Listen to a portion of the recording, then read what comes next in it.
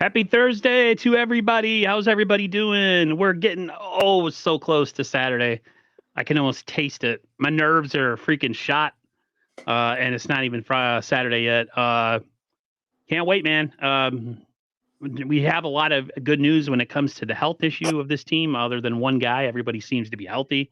Um, what is your overall kind of feeling, Raj, going into Saturday, man? Like, are you nervous? Are you excited? Both? Are you? Yeah. I don't know what that noise was, but Uh, Someone's texting me. Yeah, I'm both. I'm happy. I'm hyped. I'm ready to rock and roll. I'm anxious. I mean, I guess you're a little nervous because it's a playoff game and you're just like, you never know what's going to happen. I mean, this is the biggest game of the year until the next game's the biggest game of the year. So playoffs are a different monster. I'm so excited. I'm pretty confident in this team. I think people have forgotten about how good the Niners are. I think they forgot because they haven't played in a bit. Recency bias. Obviously, when the number one seed doesn't play, people forget about them. They forget how good that number one team is. But everybody's riding high on the Packers, and I get it. They just beat Dallas. They were number 7 seed. Shouldn't have won, right? They are the first number 7 to ever beat a number 2. So they're riding high. They're coming in cocky. We'll talk all about that today. They've said some bulletin board material, which is crazy because you don't want to give a number one team bulletin board material. They don't need it. They don't need it. But you're providing them with that. And then just so much hate towards Brock Purdy. I feel like the Brock Purdy hate is at an all-time high, but we'll get to that. Overall, I am absolutely hyped out of my mind, Aaron. This is the playoffs. Playoffs. We talk about playoffs. Playoffs. Hey, listen, it's win or go home. Not all is happy go lucky right now in Ninerland. We had a sudden passing of one of our best YouTube community members, Laura Cat, who unexpectedly died on the 2nd. A lot of us didn't find out till probably 2 days ago. This is coming on the heels of Corey Davis passing away before the first of the year. So there's a lot of heavy hearts in the Niner community for those who like to join different streams and interact with different streamers. I said this the other day, Raj. I think when your stream is not dictated on what super chats you get and that you're just a normal person interacting with the people of YouTube, like you're not waiting for a super chat to interact. You interact with everybody. You get to know certain viewers really well who even contact you outside of the realm of YouTube. And she was definitely one of those people. She wanted me to come out to the Bay Area really bad. And it's unfortunate. I don't know what more to say other than I hope her family and everyone close around her, I hope all the best. Whatever God, whatever you believe in, whether you're atheist or, Christian or whatever, please send prayers to that family or well wishes or whatever you believe in, a phone call. Same thing with Corey's family. It's tough to lose people. It's especially tough to lose them in, the winter time or this time of year. So my heart goes out to her family. And football's kind of secondary, but in a way, it's kind of a distraction for a lot of us. So that's what we're going to use it as. But I'm excited for that. But I'm definitely not ignoring the fact of what's really going on around us. Yeah, no, sorry to hear that, man. That's horrible news, and prayers up, and hopefully everybody that knows them can grieve accordingly. But yeah, no, unfortunate news to hear that. Sad to hear. Yeah, it's I feel like we've been having a little too much of that lately. A lot of people passing and a lot of good people being snuffed out early in life. But I guess we could do our best to kind of give people a little bit of entertainment for what it's worth. I know, like I said, it's not going to bring anybody back, but we're here to talk a little bit 49ers. We're going to try to do that for you. It's playoff football. Everybody's excited. I'm really nervous about Saturday. You know what it is? It's the fact that we overanalyze everything. Like you say, recency bias. You see a team do really good, and then all of a sudden they're the hot team to talk about. And then it's, oh, will the Niners, will they beat the Niners? Will this happen? Or will that happen? Will the Niners will they choke? Is Brock Purdy going to choke? There's so much going on. There's people, who shouldn't even be in radio because they're pedos, but they're in radio anyways, talking about Brock Purdy needs to get hit, take the 15-yard penalty and go on from there. So Yeah, there's this game needs to happen straight up. Like, no more talking. It's game time. So let's talk. Unless you have something you want to hit on the health of this team, other than Clellan Farrell, this team looks like they're the healthiest they've been all year. Dre Greenlaw is questionable going into this game, but it looks like he's going to play. Overall thoughts on having the one guy who is more important than anything, having Eric Armstead back going into this game. Yeah, that's massive, man. Arik Armstead back is huge. He's healthy. He's got fresh legs. You know what? The bye week might have been the best thing, and missing games might have been the best thing he could have happened from, because this is the time of season people are grinding. It's a tough 17 game season, and these guys are going through it. A lot of teams battle injuries. A lot of teams can't make it all the way because of injuries. But now the 49ers, they're coming in so healthy. Like, the only major injury, like, yeah, Clellan Farrell's an injury, but they got a lot of depth pieces that they've picked up. Chase Young, Randy Gregory, et cetera, et cetera. They got Bosa out there. Armstead's coming back. Shot of adrenaline, really, with him. You got Juwan Jennings and everything back. I think the one big injury, though, earlier in the season was Talanoa Hufanga, but we've seen Tashawn Gibson really step up, and Jair Brown, the rookie, Logan Ryan, the veteran. Like, they've absorbed that loss. I mean, it's unfortunate. I would love to see Hufanga out there, but they're a healthy team. Christian McCaffrey, he's gotten a lot of rest over the last couple of weeks, and now you got fresh legs for Christian McCaffrey. That's dangerous. Look what he did to the league, over 2,000 scrimmage yards over the course of the season, and now he's basically fresh, man. That is just insane to me. I think this team is going to be dangerous. Again, people are forgetting all about how good the Niners are. And yeah, you got the media. This is what I want to talk about, man. I'm so sick Go ahead. of the media hating on the Niners. Like, we talked about this the other day on my channel, and we posted the big news yesterday where Mark Shimura, former tight end of the Packers, where he says, "Oh yeah, why don't the 49ers or why don't the Packers just take a late hit, soften up Brock Purdy, get a 15-yard penalty on him, like, purposely?" That was the worst take ever, and a lot of people responded about it. Richard Sherman even was like, "That's just disgust. That's nasty work. Like, you can't purposely hurt someone, to prove a point because you want to expose their weakness and show that you're physical." I mean, it comes down to last year in the NFC Championship game, right? The only reason the Niners lost, as we now know, because they didn't have a quarterback. They lost Brock Purdy. If Brock Purdy was healthy, they would have won that game. And they proved it this year when they beat the piss out of the Eagles. So honestly, that was a weak comment. And then the other part of this is the 49ers, man. They're just getting so much dirt thrown on them for no reason. They're a healthy team. What do we always say every year? I sit here, I know for myself, every year I say, man, if the 49ers are healthy, nobody's beating them. If the 49ers are healthy, nobody's beating them. If the 49ers are healthy, Aaron, nobody's beating them. That is insane how people can discredit them. You got a defensive lineman on the Packers I never heard of saying, "Oh, all you got to do is pressure Brock Purdy. He's going to throw interceptions." Every time someone doubts Brock, he makes him look stupid. And then you got today Dan Orlovsky. He didn't even list him in his top 5 most dangerous quarterbacks. He has Baker Mayfield as a more dangerous quarterback in his top list. And then a former Raider executive, she was saying that Brock Purdy's not like the other 7 quarterbacks. He's the only one that's not, built to win. I'm like, what? She's like, well, he's good, but he's not like the other 7 quarterbacks. Baker Mayfield, when did he become elite? I don't get it. I don't get why everybody's hating on Brock Purdy, Aaron. Yeah, VZ definitely he agrees with you. I didn't hear about that from the executive. I don't understand. Like, they take 2 weeks off, and all of a sudden they're the expansion Jacksonville Jaguars from 1995. Like, what happened? We're the number 1 seed. We earned it. Our quarterback up until the Ravens game was viable to win the the MVP this year. He had a bad game. All of a sudden, oh, I don't know, maybe he's not all that good. Blah blah blah. Yeah, it's just weak. It's the game needs to be played. Essentially, that's what needs to happen. The game needs to be played. VZ said she drafted Jamarcus Russell. Yeah, she don't know about quarterbacks. That's crazy. You're Man. right. When did Baker Mayfield all of a sudden? I hate media. I hate media. I hate television. One game, and it's when we talk about recency bias, it is so prevalent, especially with the big networks, especially ESPN. It's just so the recency bias.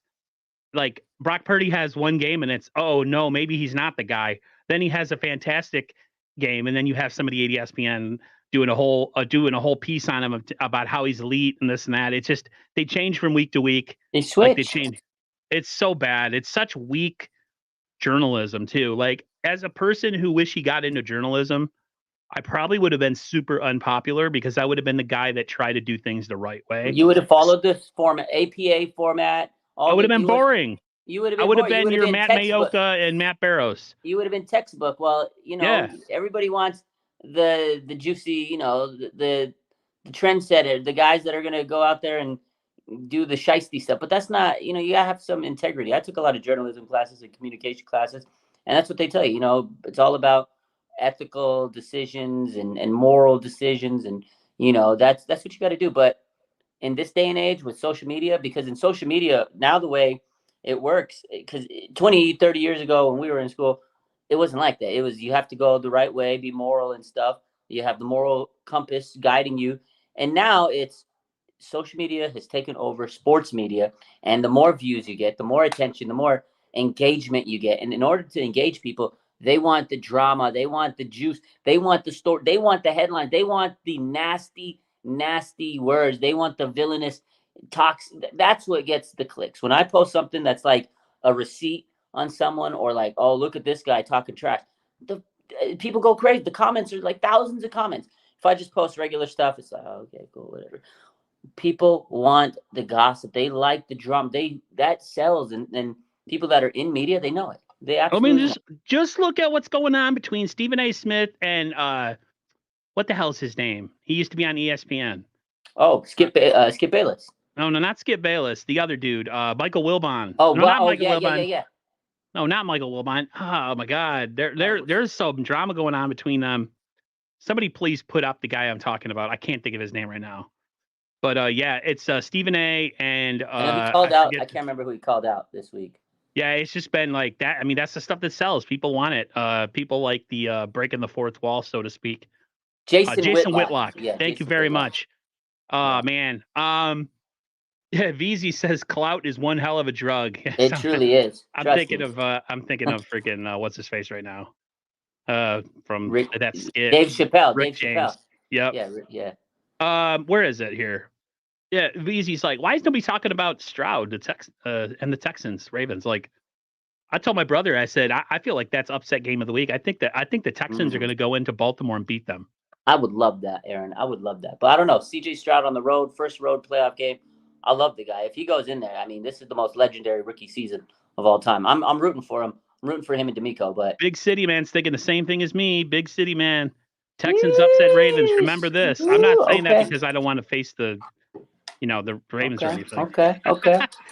I am just like I said, I don't really watch ESPN. I don't really like because listen, ESPN talks about the same stuff all the time. Yeah. They talk about LeBron and the Lakers. They talk about the Cowboys. When the Patriots were doing good with Brady, they talked about the Patriots. And the Yankees when they're doing good. And the Yankees, whether they're doing bad, good, or indifferent. It's the same recycled. You know why people hate the Cowboys? And I have a friend in here from my growing up who's a big Cowboys fan. The reason people hate the Cowboys is they're always talked about all the time. Yeah. They get shoved down your throat. All those teams get shoved down your throat. Like, those teams are just like, because people hate the Yankees. People hate the Cowboys. People hate the Patriots. And, the Lakers, nobody wants to see LeBron do anything. Like, I'm a Jordan guy, so, like, I can't stand LeBron. But I'm just, man, I don't watch the crap. It's all crap. It's all, like you said, it's like people are like, it's sensationalism journalism. That's how it is nowadays. Yeah, there are people in the comments that sensationalism. And it used to be different because when I was growing up, I used to love ESPN. I used to wake up early, watch me ESPN while I'm getting ready for school. TV. Yeah. I'd wake up. I'm like, let me get some breakfast, get some cereal. I had the, last minute studying to do. I got let's get the chem study, cereal, boom. We got Sports Center. We got Stuart Scott as cool as the other side of the pillow. Ooh, let me see last night's highlights. Oh, I miss him. And getting ready for school. And then boom, Sports Center's done. Breakfast is done. I studied for that test real quick, out the door to school. And it was a great morning, man. Like, Sports Center was the vibe. Like, Dan Patrick, Rich Eisen, Trey Wingo, that was it. Like, it was beautiful. It was like they reported. They didn't try to tell you or sell you on these weird these fake news stories, these rumors. But then they started getting these weird shows, like Pardon the Interruption. And at first they were cool. And then you had Undisputed. Like they started getting these like shows where people were arguing with each other. And I think they realized, oh, arguing. People like to see the drama. They like it when the two co-hosts are not agreeing and they hate each other. So it's like if me and you were going back and forth and like, Aaron, you're a cocksucker. I hate you, blah, blah, blah. And then you come fire Raj, back I'm at going to me come with, through this channel and bitch slap you. yeah, Like, that would get so much views if we did that every week, right? But that's not who we are, man. I don't hate you. And I Yeah. couldn't fake it. I couldn't fake hate somebody. Like, hey, this is Yeah. what we're going to do. I'm going to call you a petulant little bitch. You're going to call me a mama's boy. And we're Yeah. going to act like we're going to come to blows. We're going to say really horrible things about each other. But, I still love you. Like, I couldn't do that. I'm Yeah, sorry. exactly. I can't think. The Purdy disrespect will stop if the 49ers win and he plays well for like 5 minutes. And then it'll be, I don't know if he could do it it's going to keep it's going to keep recycling itself. It's like when you have something acidic and you have acid reflux and you get reminded of what you ate, it comes up. That's what the Brock Purdy crap talk is. It It goes is. away for a while and then it comes back up. Yeah. Always. Christine Workman read my mind. Let's talk about Shimura. This Yeah. dude was a freaking pedo back in the day, okay? His football career ended because I think he got with his daughter, the babysitter, or he slept with the babysitter, something real pedo, like Take right? a look. Let's take a look. Disappeared. Yeah, he's gonna go look for it. He disappeared for a bunch of years, and now he's gonna come out. And the first thing he says out of his pedo mouth is, "We need to go hurt Brock Purdy," because to me that sounds like a team that they don't really have an answer for all the weapons or all the talent, so they got to figure out a way to even the playing field, so to speak. So let's go injure the quarterback. I mean, the Giants did it all the time. Wow. So hold up. He was acquitted. They couldn't decipher. I guess there was not enough evidence or whatever. But he was the acquisition was that he sexually assaulted a 17-year-old girl, and he put himself in a bad situation by being drunk with kids and in a hot tub in his underwear. Apparently, I don't even want to read the. That's crazy. He was This is a acquitted, long time ago, people. but This was like, that's wow. I didn't know any of that. I didn't yeah, know that, Aaron. That's crazy. yeah, I That's remember crazy. it. Well, because remember the movie American Pie? Yeah. Jim Rome used to call him American Chewy because Oh, because yeah, it makes if sense now. anybody who listened to Jim Rome remembers when Jim Rome used to call Mark Shimura American Chewy based on the Wow. American Pie movie where the dad sleeps Yeah, with the yeah, yeah. daughter's friend. There's layers to that. I didn't. That's There's crazy. layers. Like And then he came. Kelt's So Chronicle says, there's a lot of layers to this.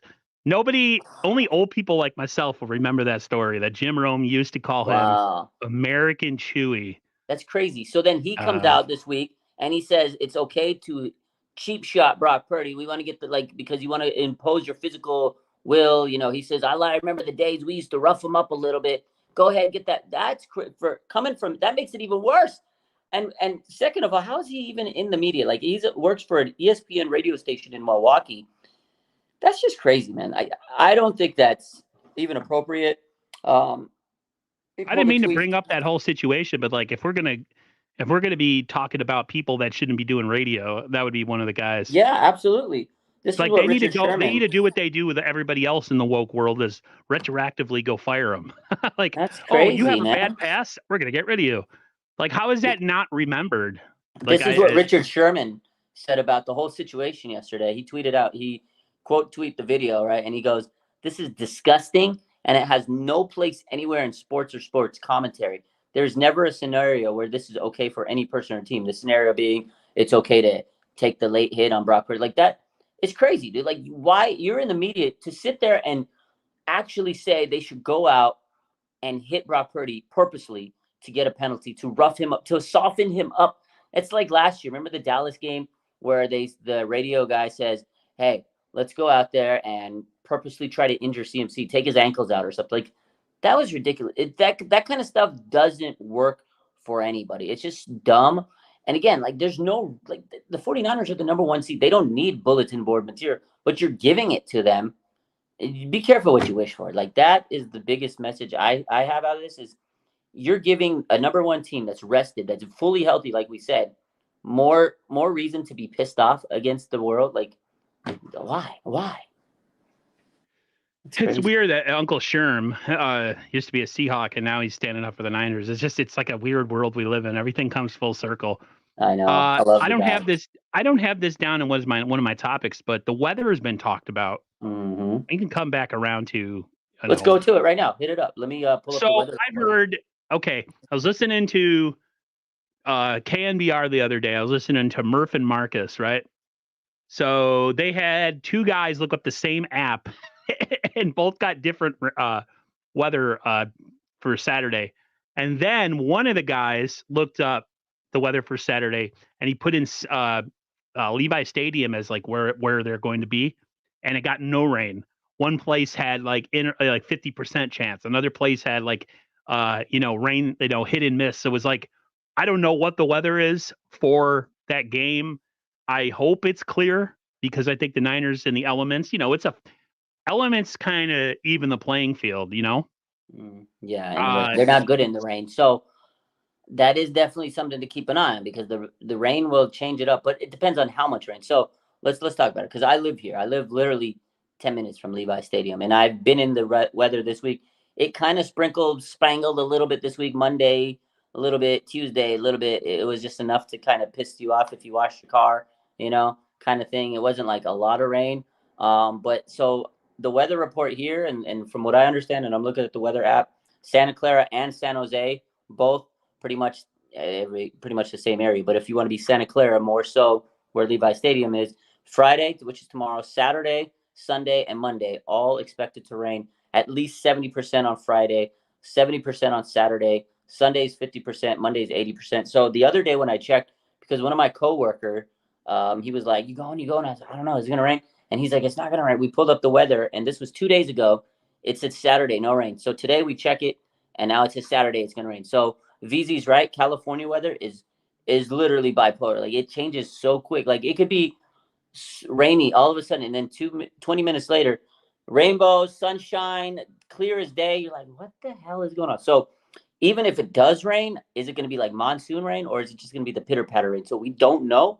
But there is right now, as of today, a 70% chance of rain. So the Niners got to run the ball all freaking day. Yeah. All freaking day. Yeah. Hayab in the comments says no rain after 5:30. Yeah, that's good. Val Brooks in the house saying hello. Oh no, sorry, that's the me. How you doing, Val? Thanks for coming through. What was I saw a comment here that I wanted to hit on. Somebody keeps asking for quad box. What's this quad box? You talking about? We're going. Yeah, I gotta go live at 7. We were supposed to go at 6:30, but things changed. So we're going live on Instagram as soon as I'm done here on the quad box. Before the YouTube days, before everybody was doing all these things, myself, my boy Smitty, C-Mac, and Vlad, we used to do like this 4-person split screen live. It was a thing. We got. I need to have you guys all on. That'd be fun. But the problem is everybody's so busy. Right. So we never have time to like. So tonight we're supposed to go back to it. So after we're done here, I'm gonna hit up to that. I don't think people realize how hard it is to get certain people to be a constant on your channel. And Raj is one of the few who has a massive Instagram platform and has a platform just in general with Twitter and reporting news. Most of those guys, forget it. You're not getting any of their time, usually because you don't move the needle enough. So I'm thankful for Raj and the time he lets us have, even if it's, less than normal. So appreciate. Let's talk here. We got to talk about getting healthy. Let's talk about a topic that came up that's not really game related, but it is kind of game related. Is that Trent Williams will return in 2024. Mm-hmm. I saw that. You reported it. You were the first person I saw report it, and then I saw everybody else, of course. And I went and made a TikTok about it because me and my brother, who's a Dolphins fan, everybody knows who Jared is. We talk about it all the time. I said, I think if they win, he retires. And he's like, I don't know. And I'm like, but maybe he will. And then we just got that. So listen, that makes me really happy. I hope they do win and maybe they come back and they get another one. I don't know. I am a big Trent Williams guy. To me, if I was him and it was my career, I win. I go off into the sunset and I have my money and me and my wife and my children have a great life. But that's not Trent Williams. So if you're the Niners, because of where you're drafting this year, knowing that you're going to get Trent back, do you even try to reach for a tackle, or are you going to wait another year? Yes. You need to, because you need to make you need to get his heir apparent. You need to get the heir apparent. You need to, because Trent Williams does get hurt at some points. He's older. He's breaking down, whatever. He's still a legend, Hall of Famer, All-Pro legend. And the reason he's coming back is because he wants to set a record for Pro Bowls by attack. Like, that's dog in him. Like, that's amazing. This guy, he has nothing left to prove. If he wins a Super Bowl, you're absolutely right. He should be able to ride off in the sunset and say, it's over. I'm done. I had the greatest career of any tackle in the league, arguably. But he's not that guy. He wants to make his legacy even bigger. Like, he wants to retire and say, I am the greatest left tackle. I had the most Pro Bowls. Like, that's crazy. Legacy. That's legacy. I love this guy. I am so proud that he's on the Niners. Like, it's crazy. They lost Joe Staley, and you're like, oh my God. 20 minutes later, you go and get Trent Williams for a bag of chips, and you're like, what? And he's been everything you could ask for and more. Like, this guy is just amazing. He loves this team. You can see how much in his eyes, like the heart of his, it just swells when he talks about this team. And Debo got him a freaking Rolex, and then he got, he just always shows love for Brock Purdy. When he hugged him after they won when they clinched the #1 seed, you could just see he's like, this guy's gonna get me a ring, man. This guy's gonna give me that ring. Trent should be protected at all costs because he protects everybody else at all costs. I absolutely love this guy.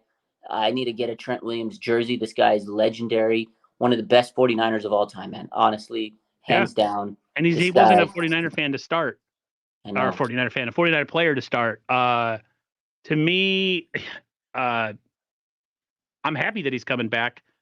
It's weird, though. Somebody made a point. They're like, well, we're drafting at the back end of the first round. You're going to reach for, are you going to go for a second round tackle? I mean, if I'm the Niners, trade up. If there's a good tackle in the back end of the first round that can start, he might not be the top guy in the draft, because if you're winning, you're not going to be at the top of the draft. You can't have it both ways, people. You can't kick ass, have a good record, win, go deep in the playoffs, and then be like, oh man, we got to figure out a way to get into the top 10. No, we need a lot of depth on this team going forward in the next couple of years. So I figure we need to stay where we are. I would love to see them go back end of the first round, maybe trade up a little bit, maybe at pick say 24 or something. Mm-hmm. Get the heir apparent, man. I'm telling you, get him, because then he's going to take some time to kind of get his beak wet and everything, because it's not like you just draft someone and you replace Trent Williams. It's not like you're not. The future right tackle is not on this roster right now. No, either one. Left tackle, right tackle, none of those guys. No. Unless if Trent retires and they're like, okay, let's go all in on a free agent. I don't know who's going to be available. Let's just say, for example, like Tristan Wirfs, if he's available, right? If one of those guys is available, then yeah, that makes sense, right? If that's what they do, replace, just like they replace Staley, you replace him with Trent, and then you replace Trent with a Wirfs, that would be the only way to do it, in my eyes, if you're not going to draft someone. Because if you don't draft someone this coming up draft, Aaron, you better have that contingency plan, because Trent Williams. Because then you're expected in the next draft, you have to hit. Yeah. Yeah, I could see them if he, maybe getting a tackle to trade, and then maybe not moving on, but maybe paying a little bit up front, and then once Trent's contract comes off the books and they can kick it forward to the new guy. Did you say you have to be off by 10? Yeah, 7. Yeah, so we're gonna be done in about 5 minutes. I gotta head off soon to go do other stuff. So I'm sorry, but that's why I told you earlier. It was kind of last minute stuff. It all came together. So it's okay. I'll probably pop in there and watch you guys like I always do. Good deal. So real quick, let's go to tomorrow's game. What are your overall? I know you said you're nervous. You say tomorrow's game? Tomorrow's Friday. Saturday's game. The next game coming up. Don't stress me out like that. I gotta get. I'm ready to play. I'm ready to see you guys play. So what is your overall thoughts? What's your score? What you think it's gonna be close? You think we blow them out? Where's your head, Aaron? I think it's going to be close. I think it's a 10-point victory. I think the Niners win something like 27-17. I think it'll be close. Okay. And then I think the Niners go up late and then get another field goal to kind of clinch it. I think the Packers are going to give them a little bit of stress. Here's the thing. This is my worry. Here's my worry. And I see VZ saying anxious. I am anxious.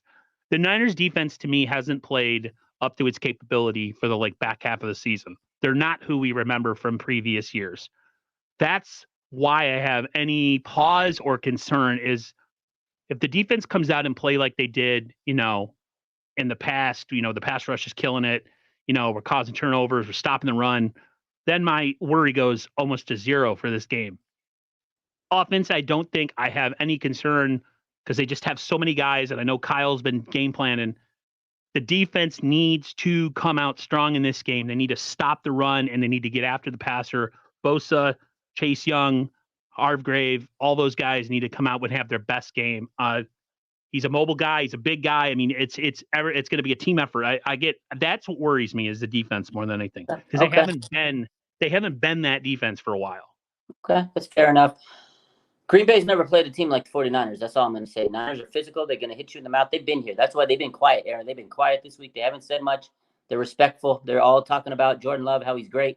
The challenge is, right there. They know what they got to do. They're not talking trash like the Packers saying, "Oh, you get pressure on." Like the Packers are a little cocky coming into this game. Is the vibe I get, as they should. They again, great victory for them. They're a young team, nothing to lose, chip on their shoulder. They got a great coach. He's basically the Walmart version of Kyle Shanahan, and I think he's gonna come out there and have a heck of a game plan. He knows how Kyle Shanahan coaches because he's from the coaching tree. So it's gonna be a very fantastic game to watch in terms of seeing these coaches and their adjustments. I think it's gonna be a chess match early on. But again, Jordan Love has not played in Nick Bosa. Nick Bosa wrecked Aaron Rodgers, and now he's ready to wreck Aaron Jones. This is a storied franchise. Both teams. This is a great rivalry. 10th time they've met up in the playoffs. I remember when I was growing up, they used to win more, and that pissed me off. Then they finally got the monkey off their back with the catch-2, and then kind of shifted toward the Niners, and the Niners were getting more of that. So it's one of those rivalries that you're like, you never know. But I think the Niners right now, they're very well rested. Arik Armstead, you said stop the run. He's going to be a major key. They have not allowed a 100-yard rusher. Aaron Jones is on fire. He's got fresh legs. You got to watch out for him. The Packers, they got young receivers. They're a good team, and Jordan Love. But 49ers, people forget, they got 7 All-Pros, ladies and gentlemen. They got 9 Pro Bowlers. This team should be a 10-point favorite, and they are a 10-point favorite. This is a home game. 97% of the fans are going to be 49ers, according to Vivid Yeah, Seats. this ain't going to be like us going into Levi's South. This is a monster game for the Niners. The Niners are going to be cheering if you're at the game. Scream loud, baby, because we are coming for blood. The Niners. Scream your ass off. The Niners are coming into this game being forgotten. That's all I got to say. The Niners are going to beat them 38 or maybe 35 to 17. I think they're going to come out and mollywop them. I think it'll be close initially, but the 49ers are going to get. Peter Parker agrees with you. He says this game should be 34-13 type of ass kick. They're going to come out after they kind of feel like after that little chess match comes out. Kyle's going to go over the top. And again, the Niners have been here. The Packers are young. They're just happy to be here. They're a young rebuilding team. They have a very bright future. But the 49ers are a Super Bowl contender, and they're going to show that this weekend. That's it. Yep. That's my pick. That's it. I don't really, we kind of gave our picks and our scores and everything. To me, it's just a matter of the Niners coming out and being themselves. Yeah. And that Debo, will get you. Daniel, slime. He's going to slime all over them boys. Niners need to come out and just be the person that they are or the team that they are, and they'll win. Don't change it up now, baby. Do what we got you here. All right, everyone. We're going to get out of here. I'm going to let him go do his quad box deal. And we will be back hopefully next Thursday talking about the conference championship game. Everybody, sorry, it's a shorter stream today, but he's got to go. We'll see you later. I'll see you guys tomorrow and Saturday with 2 streams. Take care. Everybody stay safe, stay healthy. Go Niners. See y'all, baby. You guys have a good night.